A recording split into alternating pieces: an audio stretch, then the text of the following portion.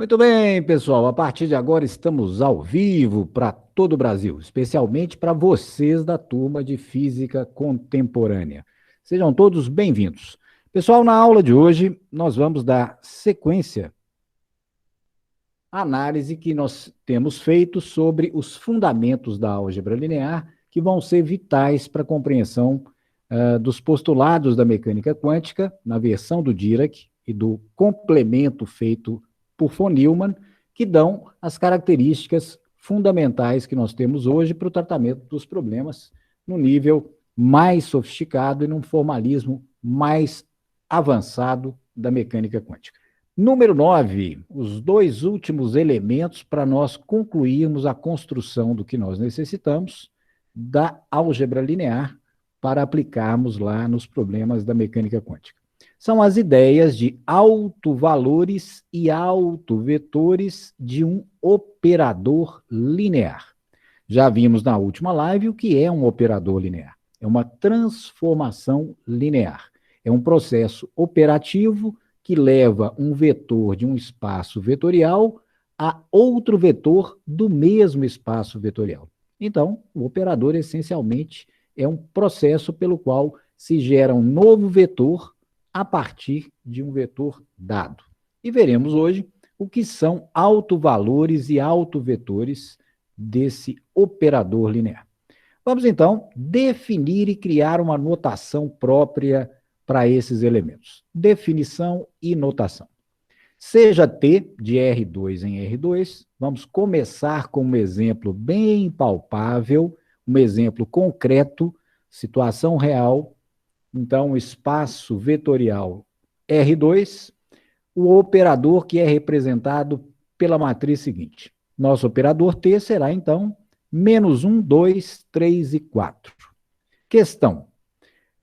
Fazendo-se com que esse operador atue no vetor V, no ket V 2, 6, sendo claro, V pertencente a R2, que é o espaço vetorial em que nós estamos trabalhando, o que nós vamos obter?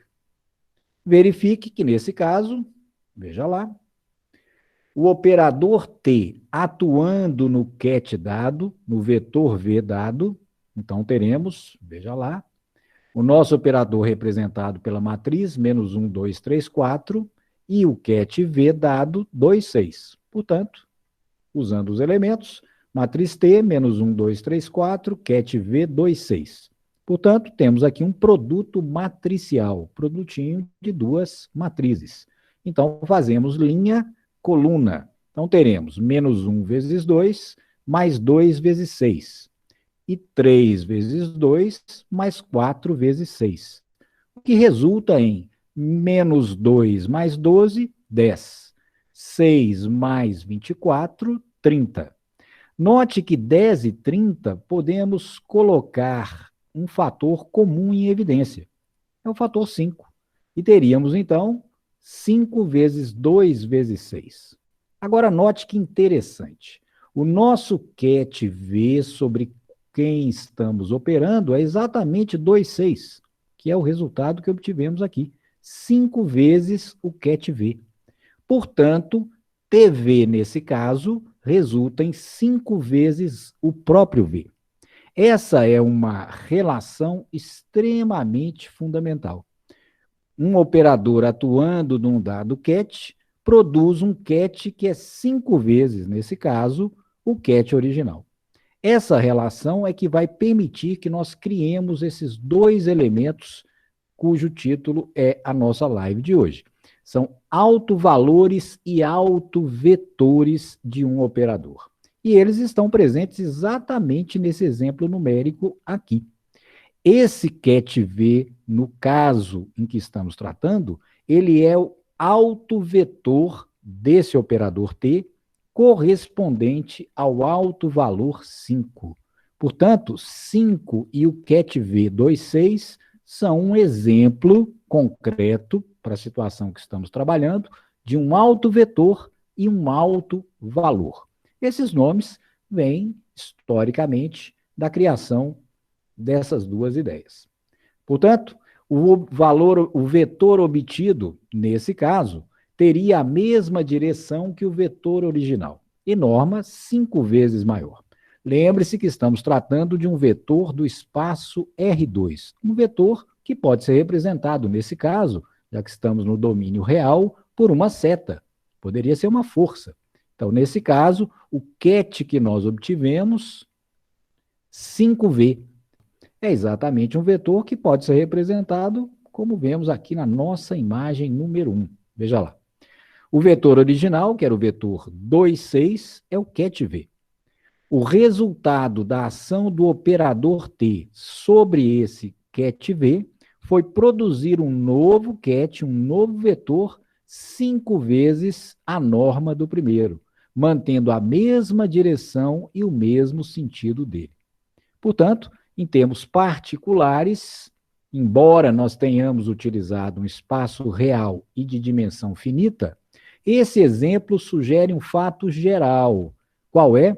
Para um dado operador linear T, podem existir um certo vetor V e um certo escalar, um certo número real ou complexo lambda, tais que seja válida a relação número 1. É essa relação número 1 que caracteriza, em termos gerais, não somente na situação de um espaço real, como acabamos de exemplificar, o que são alto valor e alto vetor associados a um operador. São exatamente os kets, os vetores e os escalares lambda que satisfazem a relação número 1. Portanto, nessa condição, dizemos que lambda é um alto valor do operador T e que V, nesse caso, é um alto vetor desse operador. Então, sempre que tivermos vetores e escalares que satisfaçam a relação 1 para um dado operador, o escalar, que estamos chamando genericamente de lambda, será um alto valor. Lambda pode ser real ou complexo, é um número. E no nosso caso, o vetor V, que se encaixa na relação número 1, é chamado de alto vetor desse operador. Outros nomes, valor próprio, que você pode encontrar na literatura, ou vetor próprio, dependendo do contexto em que se esteja trabalhando. Usualmente, o mais comum é chamarmos de alto valor e alto vetor. Portanto, alto valor é um número, lambda, real ou complexo. E alto vetor, como o nome diz, é um vetor, é um ket, tais que satisfaçam para um dado operador conhecido a relação número 1. Então, todo lambda e todo V que satisfizerem a relação 1 para um dado operador serão chamados dessa maneira. Alto valor e o correspondente alto vetor. Pois bem, a pergunta seguinte é natural.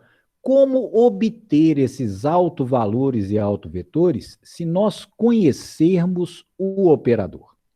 Exatamente o que nós fizemos, só que dando antes as respostas. Então, veja lá, voltando aqui no começo.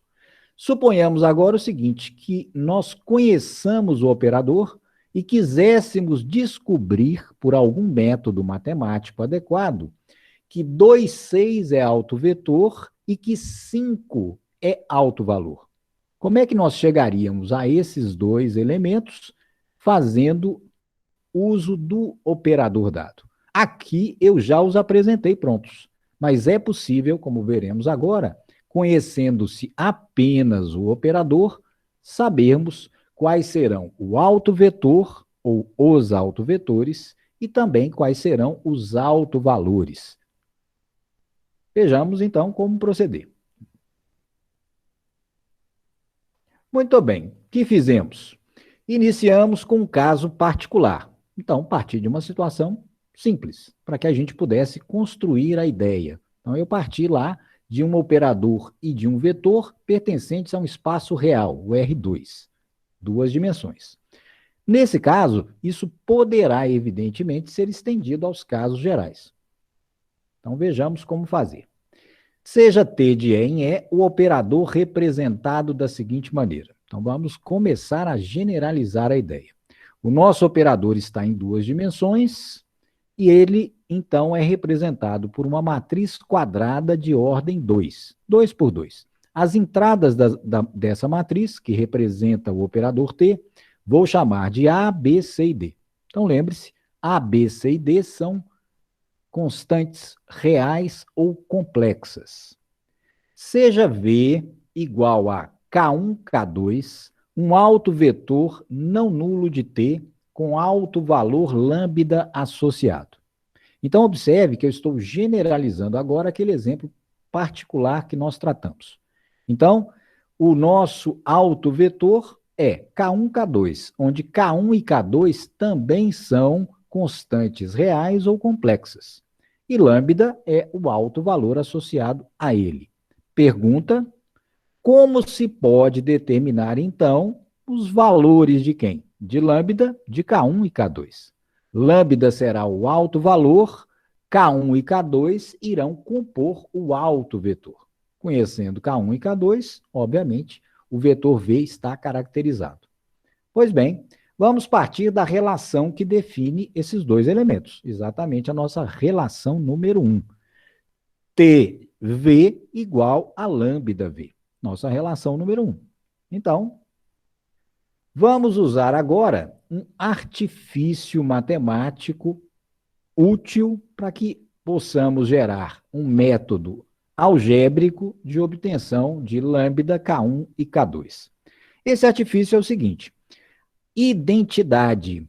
I é a matriz identidade. O que ocorre se multiplicarmos a matriz identidade pelo ket V? Ora, se ela é a matriz identidade, lá da revisão de matrizes, isso resulta no próprio V. Verificando? Veja lá. Qual é a matriz identidade de ordem 2, que é a que nós estamos usando? Exatamente aquela que é diagonal, tendo 1 na diagonal principal e 0 nas outras entradas. Evidentemente, se fizermos o produto, 1 vezes K1 mais 0 K2, resulta K1. 0 K1 mais 1 vezes K2, resulta K2. E K1, K2, por construção, é exatamente o nosso ket V que queremos encontrar. Portanto, identidade vezes V, de fato, é, obviamente, igual ao próprio V. Então, vamos substituir esse fato. T de V igual a lambda V, relação número 1. Porém, veja lá, eu posso escrever que V é o mesmo que IV. Nesse caso, matriz identidade, como nós acabamos de mostrar. Então, teríamos lá TV igual a lambda IV. Podemos passar lambda IV, trazê-lo para o primeiro membro. Então, viria o lambda com sinal negativo. TV menos lambda IV igual a 0. Note que agora o ket V ficou como elemento comum aos dois termos. Podemos, evidentemente, colocá-lo à direita em evidência. E teremos, então, T menos lambda I vezes o ket V igual a 0. Pois bem, vamos agora explicitar o que sabemos das matrizes que representam o nosso operador e, claro, a matriz identidade. Então, veja lá. A nossa matriz que representa o operador T, por construção, dada lá no início, é ABCD, menos lambda, matriz identidade, identidade de ordem 2 é 1100, vezes ket V igual. Nesse caso agora, lembremos, do lado esquerdo nós temos elementos matriciais, ou seja, temos o parênteses que multiplica o ket V. O resultado, obviamente, terá que ser um ket. Veja que isso aqui são operadores. Na verdade, matrizes que representam operadores. Operador atuando em um ket resulta em outro ket. E nesse caso, o ket é o ket nulo, que destacamos aqui em negrito. Desenvolvendo, primeira matriz, menos, veja, lambda vezes 1 lambda, lambda vezes 0, 0, lambda vezes 0, 0, lambda vezes 1 lambda, vezes o ket V igual ao ket nulo, 0, vetor nulo do nosso espaço vetorial. Nesse caso agora, subtraindo as duas matrizes, termo a termo, teremos A menos lambda, B menos 0, B, C menos 0, C, D menos lambda, D menos lambda, que multiplica ket V, que é o nosso autovetor, igual ao vetor nulo desse espaço vetorial. Pois bem, esses dois vetores podem ser explicitados. Vamos explicitar, então, os quets V e ket nulo. Então, teremos lá A menos lambda, B, C, D menos lambda, nossa matriz obtida das operações anteriores, vezes o ket V. O ket V como construção é K1, K2, igual ao ket nulo. O que é o ket nulo? Aquele que tem todas as entradas iguais a zero, evidentemente. Fazendo o produto das duas matrizes à esquerda, veja lá, linha coluna. Então, teremos A menos lambda vezes K1 mais B vezes K2. Linha coluna novamente. CK1 mais D menos lambda vezes K2. Isso tem que ser igual à matriz nula, 0, 0. Pois bem, veja lá agora, igualdade de duas matrizes. Duas matrizes são idênticas se os elementos correspondentes são idênticos. Portanto, teremos uma primeira equação e uma segunda equação. Ou seja, essa expressão corresponde, na verdade, a um sistema de duas equações. E o sistema, vamos chamá-lo de S. Então, teremos lá A menos lambda K1 mais BK2 tem que ser igual a zero. E CK1 mais D menos lambda K2 também tem que ser igual a zero. Esse sistema S é que nos permitirá encontrar os valores que procuramos. Lembra-se? O alto valor lambda e as constantes K1 e K2 que caracterizam o alto vetor V. Teremos que resolver um sistema de equações homogêneo. Como resolver um sistema de equações homogêneos? Lá da revisão de matrizes nós vimos. É preciso trabalhar com o determinante da matriz dos coeficientes. Então, como sabemos, lá da nossa revisão, esse sistema homogêneo de equações S terá solução não trivial, ou seja, terá soluções diferentes de 0, 0, que não nos interessam, obviamente.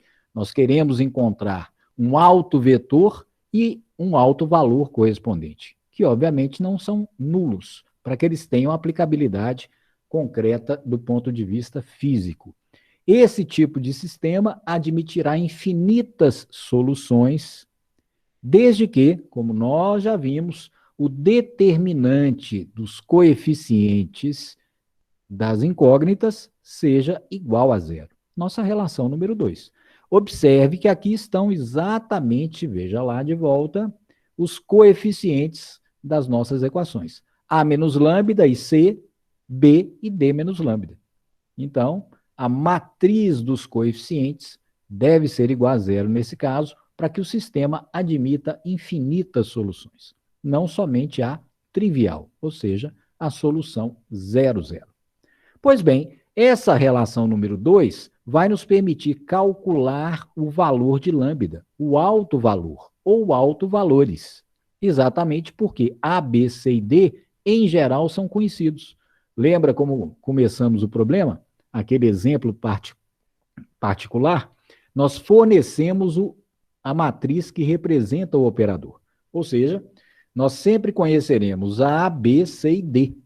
Faltará encontrar, obviamente, o lambda. Segundo detalhe, ao calcular o determinante, nesse caso é muito simples, será o produto dos elementos da diagonal principal menos o produto dos elementos da diagonal secundária. O que vai ocorrer? Nossa incógnita aqui é lambda, então teremos lambda ao quadrado.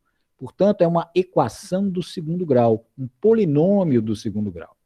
Se ela for explicitada, teremos então uma equação polinomial. Nesse caso, do segundo grau em lambda, e ela será chamada sempre de polinômio característico da matriz T, que representa o nosso operador. Portanto, desenvolvendo-se o determinante, chegaremos a um polinômio, nesse caso, do segundo grau. Fazemos isso então.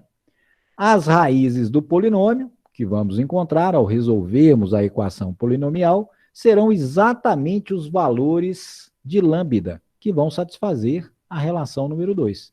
Eles serão os autovalores do operador.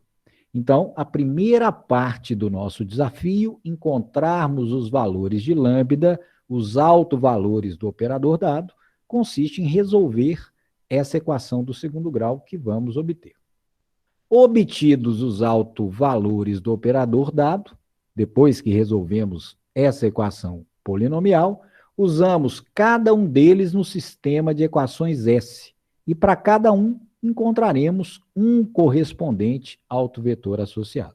Ou seja, como faremos daqui a pouco, veja lá, ao resolvermos a equação do segundo grau nesse caso, obteremos dois valores de lambda. Eles serão os autovalores do operador.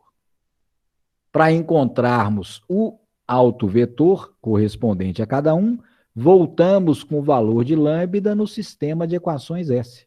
Então, veja, A, B, C e D da matriz do operador já eram conhecidos. Agora conhecemos lambda. Portanto, só nos faltarão K1 e K2, exatamente as entradas do nosso autovetor que queremos encontrar.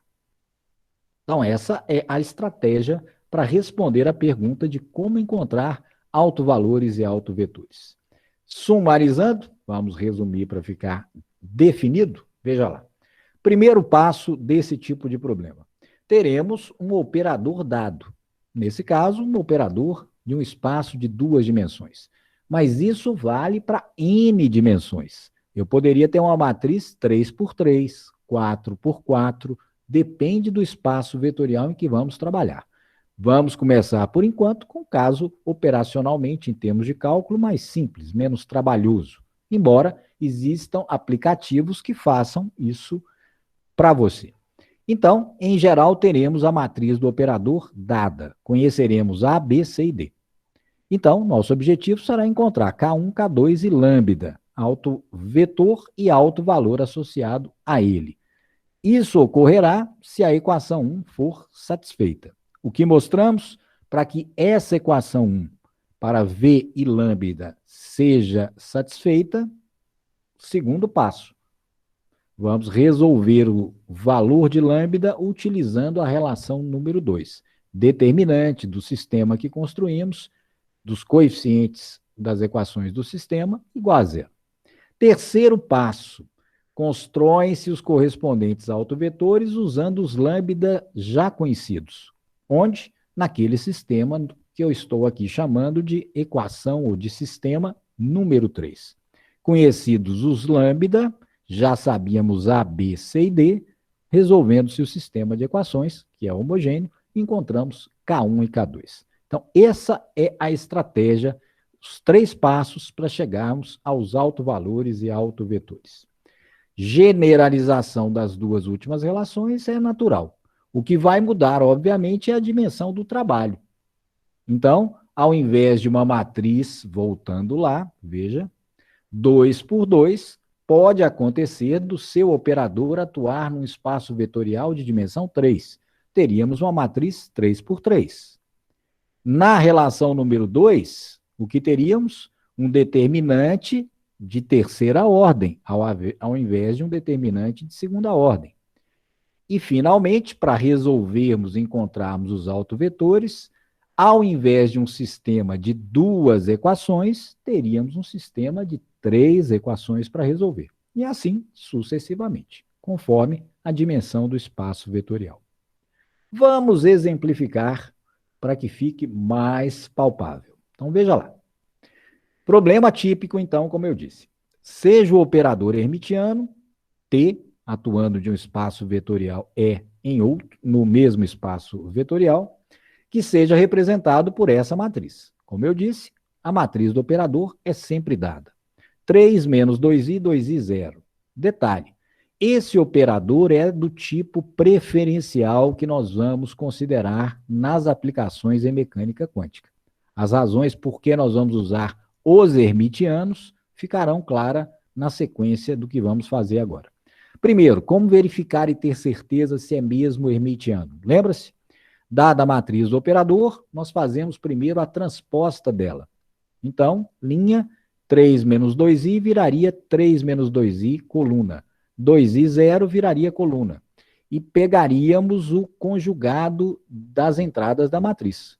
Obviamente que, se você fizer 3 menos 2i, aqui o conjugado seria 2i. E aí nós voltamos na matriz original. Portanto, ele, de fato, é um operador hermitiano. Primeiro passo, determinar os autovalores. Qual é a regrinha? Resolver o determinante que já montamos, que nós chamamos de relação número 2. A menos lambda, B, C, D menos lambda, que vai nos levar a uma, nesse caso, equação do segundo grau. Veja lá, A é 3, B é menos 2i, C é 2i e D é 0.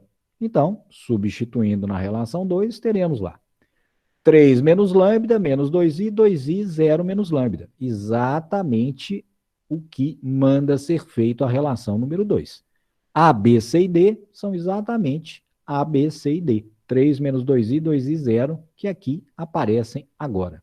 Portanto, calculando o determinante, produto dos elementos da diagonal principal menos produto dos elementos da diagonal secundária. Então, teremos 3 menos lambda vezes 0 menos lambda é menos lambda.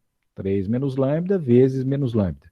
Menos produto dos elementos da diagonal secundária. 2i vezes menos 2i. Isso deve ser igual a 0. Então, teremos menos lambda vezes menos lambda, lambda ao quadrado. Teremos menos 3 lambda, 2i menos 2i vezes menos 2i dá mais 4i ao quadrado. Isso igual a 0. Então, fica lambda 2 menos 3 lambda, lembrando da identidade dos complexos, e 2 é menos 1, então menos 4. Então, veja que, como dissemos acima, se obtém um polinômio, uma equação polinomial, na verdade, do segundo grau. Nesse caso, muito simples de resolver, como todos sabem. Resolvendo-se essa equação do segundo grau, teremos quem? Os autovalores, os lambda, que são exatamente as raízes do polinômio característico, usando aí o método que você já conhece há muito tempo. As duas raízes são lambda 1 igual a 4 e lambda 2 igual a menos 1. Portanto, para esse caso específico, os autovalores permitidos para o operador são lambda 1 igual a 4 e lambda 2 igual a menos 1. Feita a primeira parte do que temos que fazer sempre, encontrarmos esses autovalores. E agora, para cada um deles, deveremos encontrar um autovetor. Então, temos que fazer separadamente. Usarmos lambda 1 igual a 4 e encontrarmos o correspondente autovetor. Depois, usarmos lambda 2 igual a menos 1 e encontrarmos o seu autovetor associado. E como fazer isso? Terceiro passo. O terceiro passo, voltando lá na nossa síntese, veja lá. O terceiro passo é exatamente utilizarmos cada lambda no sistema de equações que foi construído, que nós chamamos de número 3. Então, vamos a esse passo. Então, veja lá. O sistema de equações número 3, sistema S, tem essa forma padrão para o caso de duas dimensões. Basta substituir, então, o lambda correspondente nesse caso. Começando com lambda 1 igual a 4. Então, teremos depois que retornar e fazermos também para o lambda 2 igual a menos 1. Então, empregando os valores já conhecidos, A, B, C e D já sabemos, 3 menos 2i, 2i e 0. Então, no nosso sistema, teremos 3 menos lambda 1, K1, mais menos 2i, K2 igual a 0, primeira equação. 2i, K1, mais 0 menos lambda 2, K1, igual a 0, segunda equação. Agora, substituímos o lambda. Então, o lambda, nesse caso, aqui é lambda 1 também, é igual a 4. Nosso lambda 1 é 4. Então, veja lá, teremos 3 menos lambda 1, 3 menos 4. Aqui já é B, fixo. 2i, K1. 0 menos lambda 1. O lambda 1 é 4, então será 0 menos 4, resulta em menos 4. Esse sistema, então, será, efetuando o cálculo, 3 menos 4 é menos 1, menos 2i, K2 igual a 0. E a segunda equação permanece como está. Então, veja lá. Já temos aí o sisteminha de duas equações homogêneo que nos permitirá achar quem? K1 e K2, que são as entradas do autovetor que estamos procurando. Como resolver um sistema homogêneo? No caso de um sistema de duas incógnitas, é muito simples. O que eu vou fazer daqui por diante é um método que pode ser usado para casos mais gerais, quando tivermos, então, um sistema de três equações ou maior que esse. Nesse caso, é necessário escalonar o nosso sistema, para que tenhamos certeza das soluções. Então, primeiramente, vamos simplificar as equações. A primeira, multiplicando por menos 1, teremos K1 mais 2i K2 igual a zero. A segunda equação podemos dividir por 2, e nesse caso resulta I menos 2K2 igual a zero. São as simplificações algébricas para se começar o processo de escalonamento, que certamente você estudou ou no ensino médio ou lá no seu curso de álgebra linear introdutório, ou na revisão que eu pedi que vocês fizessem. O que é escalonar? Tornar a matriz triangular. Então, nós temos que zerar a entrada K1 na segunda equação. Não seria, insisto, necessário fazer isso, como veremos no final, mas esse é o método correto para se encontrar as soluções ou a relação entre os coeficientes para um caso mais geral. Então, vou mostrar aqui para que isso fique evidenciado. Então, veja lá. Qual é o procedimento? Vamos chamar a primeira equação de A e a segunda equação de B. Nosso objetivo é zerar a entrada de K1 na segunda equação. Uma maneira de fazer isso é operar com as linhas. Operação por linhas. Operando-se com as linhas A e B, qual a operação nesse caso? Podemos multiplicar a primeira linha por menos I vezes A, que é a primeira linha. Então, teríamos menos IK1. E depois somarmos com a segunda. Menos IK1 com IK1 dá zero. E, nesse caso, substituiríamos a linha original por essa linha alterada pela operação indicada.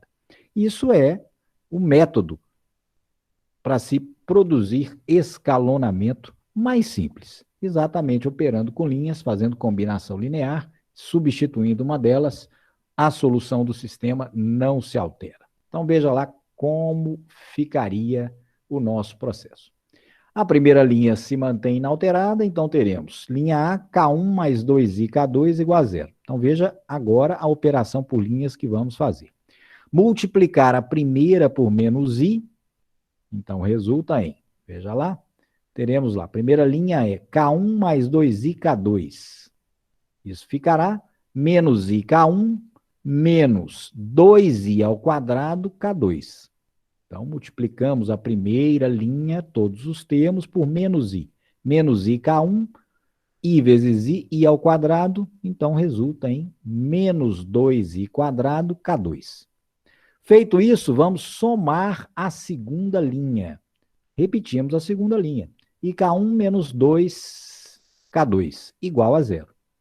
Resultado disso, teremos lá então, que resulta menos IK1 mais IK1, zero. Menos I2, K2, lembrando que I2 é menos 1, menos vezes menos dá mais.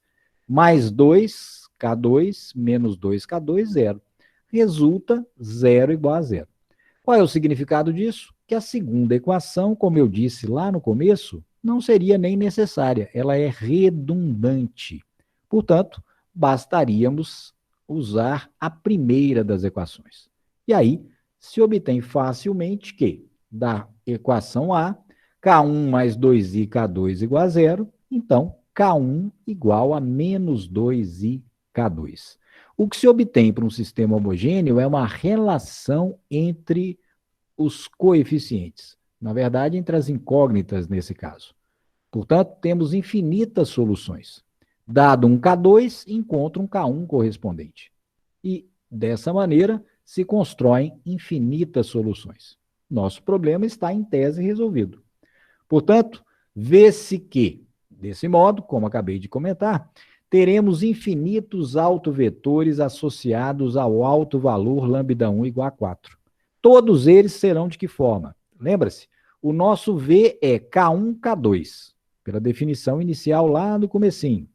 Nesse caso, para o alto valor igual, lambda igual a 4, o que nós obtivemos? Que K1 deverá ser igual a menos 2i K2. Então, K1 é menos 2i K2 e a segunda entrada é só K2. Evidentemente que podemos colocar o K2 em evidência. Então, teremos menos 2i, 1, K2. Para cada valor de K2 que escolhemos, evidentemente teremos um autovetor diferente, distinto. Então, teremos infinitos. Precisamos de quanto para operarmos de modo concreto com esses elementos? De apenas um. Então, basta que se escolha um valor de K2 completamente arbitrário e teremos um autovetor já determinado para o problema. Usualmente, nas aplicações físicas da mecânica quântica, por comodidade, escolhemos o K2 de modo a simplificar o uso algébrico futuro que vamos fazer desse autovetor. Ele sempre será usado de modo concreto para alguma aplicação. E é óbvio que temos liberdade de escolher o K2 que torne esse trabalho mais simples possível. Nesse caso, obviamente, o mais simples é K2 igual a 1. E desse modo podemos associar o alto valor lambda 1 igual a 4 a 1. E eu preciso encontrar um autovetor, que chamei de V1. Nesse caso, por escolha do K2 igual a 1, teremos simplesmente autovetor V1 igual a menos 2i, 1. Verificou? É um processo que segue receita de bolo. São as duas etapas. Resolvemos o determinante da equação característica da nossa matriz, encontrarmos o lambda e, em seguida, no sistema número 3, substituindo o lambda, obter uma relação entre K1 e K2. Evidentemente que se o sistema for de 3 equações, você teria que encontrar uma relação entre K2, K3 e K1, mas o procedimento seria absolutamente o mesmo. Nesse caso, com 3 equações ou mais, obrigatoriamente é necessário escalonar o sistema.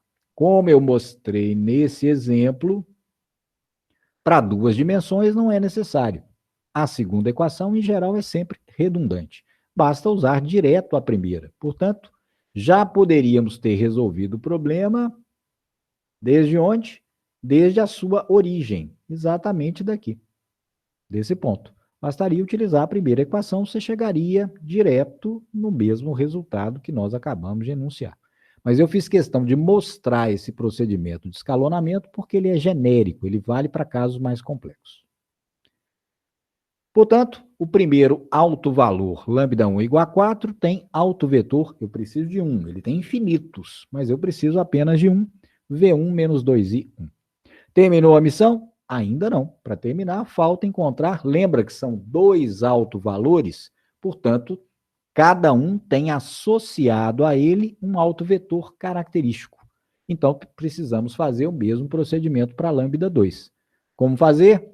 Sistema, relação, equaçãozinha, sistema de equações número 3. A menos lambda K1 mais BK2 igual a 0, CK1 mais D menos lambda K2 igual a 0. O sistema sempre para 2 dimensões tem essa configuração. Basta agora substituir os elementos em questão. O A, B, C e D, obviamente, são os mesmos. Agora, veja lá, você só tem que substituir quem? O lambda 2. Nesse caso, é o segundo alto valor, que vale menos 1, como nós mostramos mais acima. Substituindo, então, veja lá, vamos ver se dá para perceber, no lugar de lambda 2 entra menos 1. Então, teremos nosso sistema de equações, 3 menos menos 1, K1, menos 2i, K2 igual a 0, 2i, K1, menos menos 1, K2 igual a 0. A álgebra resulta em quê? 3 menos menos 1 é 4. Menos 2i, K2 igual a 0. Na segunda equação, 2i, K1 menos menos K2 dá mais K2 igual a 0. Verificou? Se nós escalonarmos também, como fizemos lá no primeiro caso, esse sistema, vamos encontrar a segunda equação redundante. Sendo a equação B redundante, você pode mostrar que por operações por linhas teríamos 0 igual a 0 na segunda, como nós mostramos, usamos a equação A.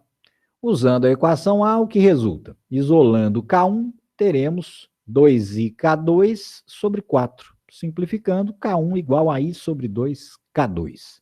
E agora podemos, então, como antes, verificar que para cada K2 terei um K1 correspondente. Então, são infinitos autovetores associados ao lambda 2 igual a 1. Precisamos de quantos? Apenas um. Todos eles terão que forma? No caso aqui, autovetor V2 igual a K1, K2. Nesse caso, K1 é I sobre 2K2. Então, I sobre 2K2, K2. Como antes, colocando K2 à direita, teremos I sobre 2, 1.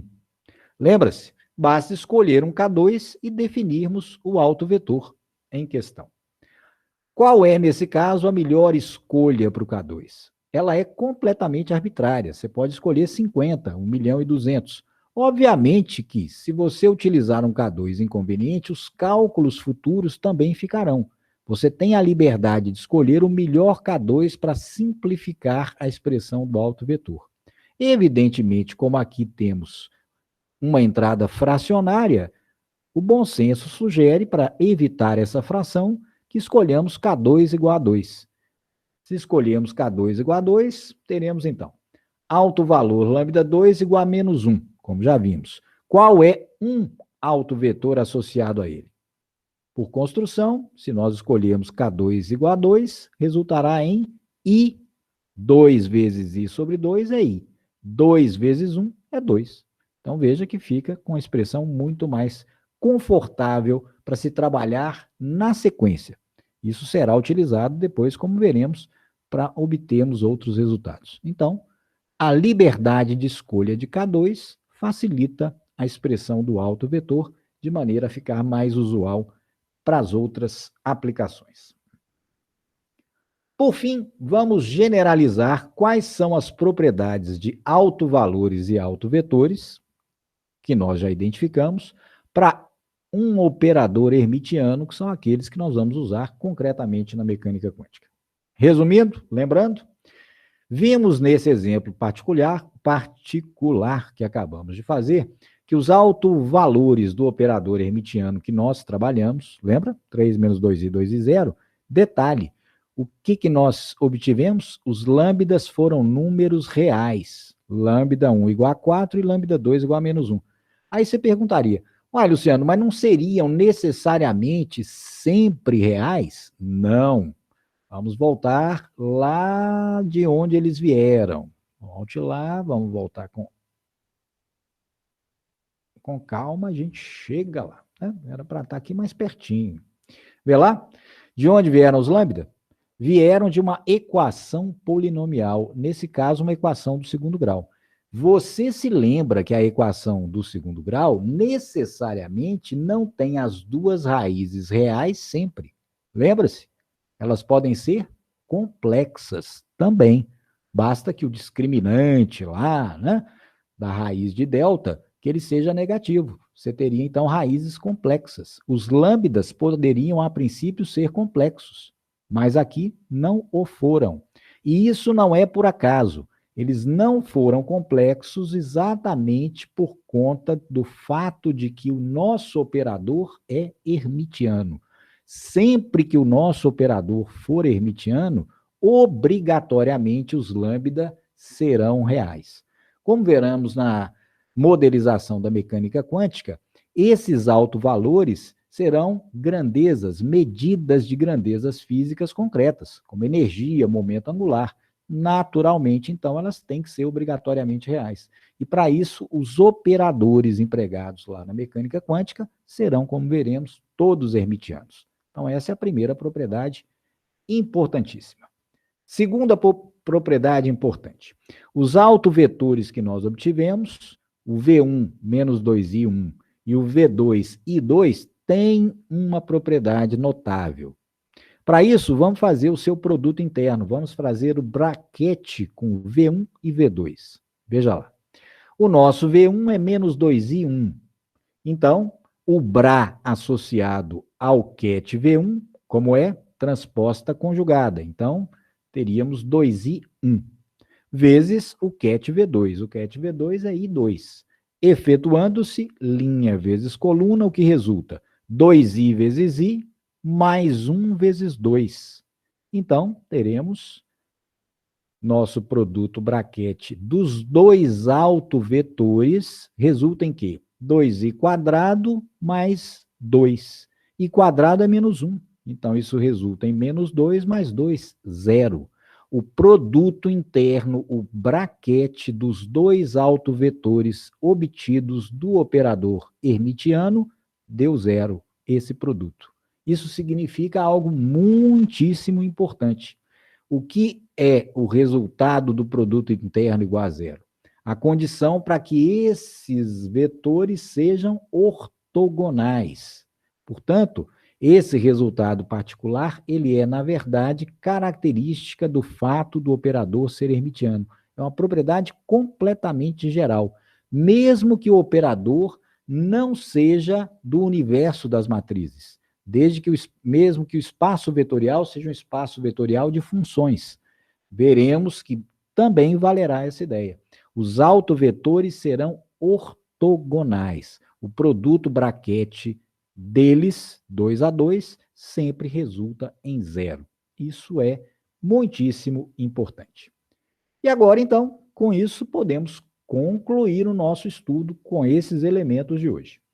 As propriedades que identificamos nos operadores hermitianos, que por enquanto estamos usando apenas a representação matricial, muitos são representados por matrizes, mas outros são representados por funções, por exemplo.